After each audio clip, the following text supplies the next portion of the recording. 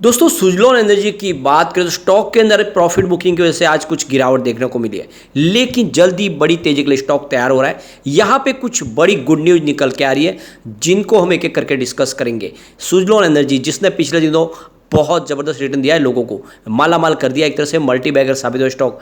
₹1 का स्टॉक 25 के आसपास। अब आप ये देख ही सकते हो कि ज़बरदस्त रिटर्न के बाद प्रॉफिट बुकिंग तो आनी थी और बिल्कुल आई।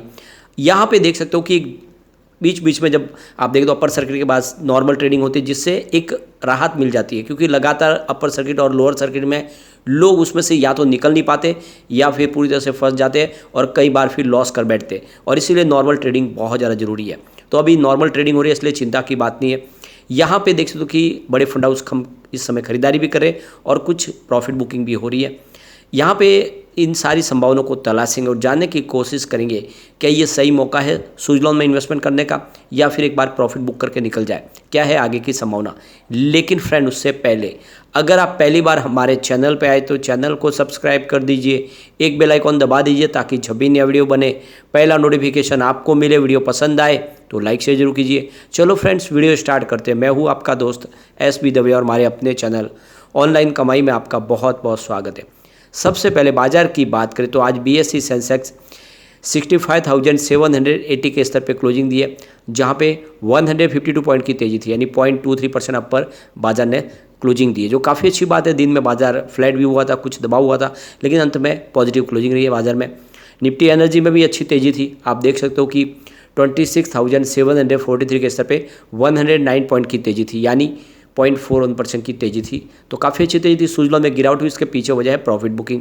यहाँ पे देख सकते हो कि स्टॉक की शुरुआत 24.60 पर हुई, यानी शुरुआत पॉजिटिव हुई। क्लोजिंग देख सकते हो कल की 24.10 के आसपास की थी। इंट्राडे में 24.90 का हाई भी बना, यानी कुछ समय के लिए स्टॉक देखे तो आपको थोड़ा तेजी से आगे बढ़ता हुआ दिखा देगा, लेकिन प्रॉफिट बुकिंग की वजह से स्टॉक नीचे और इसने 23.50 का लो बनाया। अंत में क्लोजिंग 23.65 के आसपास रही, जहाँ पे 1.87% की गिरावट देखने को मिली। तो सीमित दायरे में ट्रेड किया स्टॉक ने आज। वॉल्यूम अगर आप देखें इसका तो पिछले एक महीने पहले 21 करोड़ का वॉल्यूम था, 10 करोड़ की डिले उठाई गई थी। 1 वीक पहले 26 करोड़ का वॉल्यूम होता, 13 करोड़ की डिले उठाई गई थी। और अगर आप देखें तो कल 21 करोड़ का वॉल्यूम था, 11 करोड़ की डिले उठाई गई थी, और आज 14 करोड़ का वॉल्यूम हो। काफ़ी अच्छा वॉल्यूम है।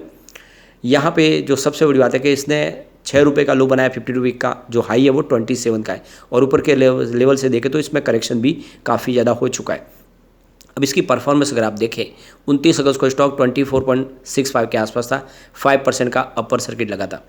30 अगस्त की बात करें तो फिर से स्टॉक अपर सर्किट के साथ 25.85 पर आ गया, लेकिन 31 अगस्त की बात करें तो स्टॉक लोअर सर्किट में आ गया, यानी 5% का, और 24.55 के आसपास क्लोजिंग दी। 1 सितंबर को नॉर्मल ट्रेडिंग हुई, 25 के आसपास स्टॉक की क्लोजिंग है, 1.8% की तेजी बनी थी। 4 सितंबर की बात करें स्टॉक की क्लोजिंग 24.10 के आसपास रही, 3.6% की गिरावट हुई। नॉर्मल ट्रेडिंग है, लोअर सर्किट अपर सर्किट नहीं लगा, और आज भी 1% के आसपास की गिरावट है। तो पिछले 2 ट्रेडिंग सेशन में लगभग 5% के आसपास की गिरावट हुई है। तो ये कोई बड़ी चिंता की बात नहीं है, क्योंकि काफ़ी ज़्यादा तेजी बनी है, तो इससे प्रॉफिट बुकिंग तो होगी ही थोड़ी थोड़ी। सबसे जो बड़ी बात है कि पिछले 3 महीनों में ही पैसे डबल हो चुके लोगों के, 107% का इसने बम्पर रिटर्न दिया है। तो आप समझ ही सकते हो कि सिर्फ 3 महीनों में ही स्टॉक ने मालामाल कर दिया है। वैसे 6 महीने का जो रिटर्न है वो 177% पॉजिटिव है, जो काफ़ी ज़बरदस्त है। तो रिटर्न इसका बहुत बेहतर है। सिर्फ 1 महीने का रिटर्न देखें तो अभी इस समय 28% पॉजिटिव है, तो काफ़ी शानदार रिटर्न दे चुका है। अब जैसे कि इस बार G20 इंडिया में होने जा रही है, इसकी जो समिट की जो डेट है वो 9 से 10 सितंबर है, बिल्कुल डेट आ चुकी है। और इस बार G20 का लिए जो फोकस रखा गया इंडिया की तरफ से ग्रीन एनर्जी को प्रमोट करना, और इसी को लेकर देखें तो एक बड़ी गुड न्यूज निकल के आ रही है। NTPC ने आज ग्रीन हाइड्रोजन पायलट कॉन्फ्रेंस को होस्ट किया है। G20 समिट के दौरान ये देखें तो ये दिल्ली में ये बड़ी एक कॉन्फ्रेंस हुई थी, और इसको NTPC ने होस्ट किया है। इसके माध्यम से देखें तो सरकार इस समय जो अपना ग्रीन हाइड्रोजन मिशन है उसको तेज़ी से आगे बढ़ाना चाहती है।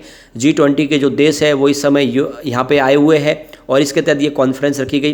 तो ministry of new and renewable energy ने यहाँ पे एक बड़ा स्टेटमेंट दिया है कि इस समय पब्लिक और प्राइवेट सेक्टर को तेज़ी से इसके साथ जोड़ना है, और ज़्यादा से ज़्यादा ग्रीन हाइड्रोजन के प्रोडक्शन को लेकर हमें आगे बढ़ना है। तो आपको पता ही होगा कि विंड एनर्जी हो या सोलर एनर्जी, उसको पानी से गुजारते हैं तब जाके हमें ग्रीन हाइड्रोजन मिलती है, और ये आने वाले समय का देश का फ्यूल है जो पेट्रोल डीजल की जगह लेगा। और इसी को लेकर ये एक बड़ा ग्रीन हाइड्रोजन पायलट कॉन्फ्रेंस हुई है दिल्ली के अंदर, और आप समझ सकते हो ये बहुत बड़ी गुड न्यूज़ है। इससे आने वाले समय में जिस तरह से बड़े बड़े विश्व के जो निवेशक इस समय G20 समिट में आए हुए, उनको यहाँ पे योगदान देने के लिए उनका सपोर्ट लेने की कोशिश की जा रही है। इसी के तहत ये कॉन्फ्रेंस की गई है। तो यहाँ पे देखते हो कि जो हमारे पावर मिनिस्टर है RK सिंह, उन्होंने इसकी जो ओपनिंग को यहाँ पे अटेंड किया है, उन्होंने अपनी तरफ से यहाँ पे अपनी बातचीत रखी है। तो ये जो पायलट प्रोजेक्ट के लिए ग्रीन हाइड्रोजन के लिए जो कॉन्फ्रेंस है, इसका जो उद्देश्य है कि आने वाले समय जो टेक्नोलॉजिकल चैलेंजेस है, इसके अलावा किस तरह से लोकल सप्लाई चेन में किस तरह से उसको डेवलप करना है, और दूसरी और भी किस तरह से और इस मजबूती से इस कारोबार में आगे बढ़ना है, जो भी इसकी प्रॉब्लम है उसको किस तरह से फेस करना है और किस तरह से फंड रेज करना है, इन सब को लेकर यहाँ पे ये कॉन्फ्रेंस हुई है और ये बहुत बड़ी गुड न्यूज़ है। तो आप समझ सकते हो कि G20 के दौरान यहाँ पे कुछ बड़े फैसले लिए जाएंगे जो आने वाले समय सुजलॉन के लिए फ़ायदेमंद होगी, क्योंकि सुजलॉन इस सेक्टर की नंबर 1 कंपनी है। एक बड़ी गुड न्यूज़ और निकल के आ रही है, इंडिया की नवरत्न कंपनी है जो देख सकते हो कि ministry of new energy, Indian renewable energy development agency limited यानी IREDA ने यहाँ पे देखे तो IIFCL यानी इंडिया इंफ्रास्ट्रक्चर फाइनेंस कंपनी, दोनों ने अपनी एक बात पार्टनरशिप की है, एक MOU साइन किया है। ये दोनों मिलके ग्रीन एनर्जी सेक्टर को फाइनेंस प्रोवाइड करेंगे। यानी देख सकते हो कि इन दोनों की एक पार्टनरशिप के तहत भी देखें तो आने वाले समय में इजीली उन कंपनियों को फाइनेंस मिल पाएगा जो ग्रीन एनर्जी सेक्टर से संबंधित है, जिसमें सुजलॉन शामिल है, ऐसी बहुत सारी कंपनियां। इसीलिए 2 बड़ी फाइनेंस कंपनियां इंडिया की जो है, इन्होंने अपने आपस में जॉइंट हैंड की है और आने वाले समय इसका फ़ायदा इन रिन्यूएबल एनर्जी सेक्टर की कंपनियों को मिलेगा, जिसमें सोलर एनर्जी भी शामिल है और विंड एनर्जी भी शामिल है। सबसे बड़ी बात है कि फिक्स इंटरेस्ट रेट के ऊपर ये कंपनियां फंड प्रोवाइड करेगी, जिससे कंपनियां आसानी से अपने कारोबार को आगे बढ़ा पाए। उनके लिए टेंशन नहीं रहता है, फिक्स इंटरेस्ट रेट है जो उनको पता है कि कितना इंटरेस्ट रेट प्रोवाइड करना है, कितना खर्च आगे करना है। तो ये जो सारी बातें साबित करिए कि इसमें एक तेज़ी का दौर शुरू होगा अब, और ये सेक्टर के लिए जो सरकार की तरफ से जो कोशिश की जा रही है वो काफ़ी ज़्यादा पॉजिटिव होने वाली है। एक बड़ी अपडेट और निकल के आ रही है, विंड एनर्जी का जो मार्केट है, जो आउटलुक है, उसका जो लेटेस्ट डाटा निकल कर आया है उसमें तो इन कंपनियों में सीमेंस विंड पावर सबसे ऊपर है, सेकंड नंबर पे सुजलॉन एनर्जी दिखाई देगा, फिर जी विंड टर्बाइन, फिर के बाद एनकॉन, जेमेसा, फिर नॉर्डेक्स एसी, फिर डच विंड टेक्निक और फिर एनकॉन GmbH। ये कंपनियां तो आप समझ सकते हैं लिस्ट में सुजलॉन बहुत ऊपर है। अब यहाँ पे ये विंड का जो मार्केट अगर आप देखें तो नॉर्थ अमेरिका में United state of America, Canada और मैक्सिको शामिल है। यूरोप कंट्री के अंदर देखें तो Germany, France, United kingdom, Spain, Italy other शामिल है। एशिया पैसिफिक में आपको China, India, Japan, south Korea, Australia other दिखाई देगा। लैटिन अमेरिका में ब्राज़ील, अर्जेंटीना है, और मिडिल ईस्ट कंट्री और अफ्रीका में देखें तो सऊदी अरेबिया, UAE, कुवैत और इस तरह से कंट्रीज, और मिडिल ईस्ट में साउथ अफ्रीका और नाइजीरिया, ये ग्रीन एनर्जी सेक्टर के रीजन है। और आप देख सकते हो कि इंडिया इस सेक्टर में बहुत तेज़ी से आगे बढ़ रहा है। अब चलते कुछ डील की तरफ। सुबह 9:20 पर 24.50 की प्राइस से यहाँ पे 5,69,000 शेयरों की खरीदारी हुई। फिर 9:35 पर 24.30 की प्राइस से 7,83,000 शेयरों की एक बिकवाली हुई। उसके बाद 10:46 पर 24.15 की प्राइस से 6,31,000 शेयरों की फिर से खरीदारी हुई। तो 10:46 उसी समय 24.05 की प्राइस से 5 लाख शेयरों की बिकवाली हुई। फिर 10:47 पर 24 की प्राइस से 6,82,000 शेयरों की एक बिकवाली और हुई। तो उसी समय 10:47 पर 24.05 की प्राइस से 5 लाख शेयरों की एक खरीदारी हुई। फिर 11:32 पर 23.85 की प्राइस से 8,39,000 शेयरों की फिर से एक बड़ी बिकवाली हुई। फिर 2:48 पर 23.70 की प्राइस से 5,11,000 शेयरों की बिकवाली हुई।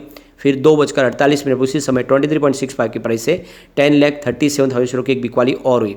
फिर 3:20 पर 23.65 की प्राइस से 5,55,000 शेयरों की एक बिकवाली और हुई। तो आज खरीदारी कम है और बिकवाली ज़्यादा है, प्रॉफिट बुकिंग हुई है, इसी वजह से शेयर की प्राइस थोड़ी नीचे है, लेकिन चिंता की कोई बात नहीं।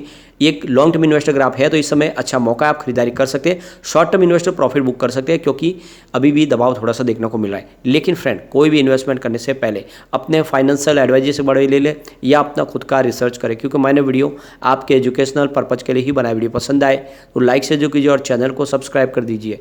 Thank you friend.